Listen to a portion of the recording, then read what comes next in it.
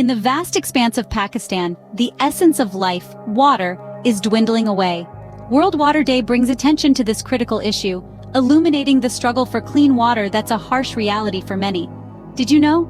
Pakistan is the world's third most water-stressed country, unable to quench the growing demand with its available resources, claiming the lives of an estimated 53,000 children under 5 each year.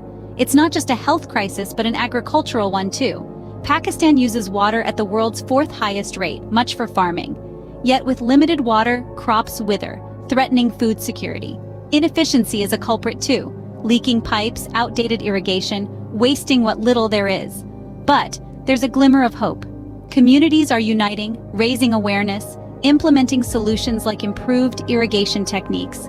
Every drop truly counts. Leadership through excellence.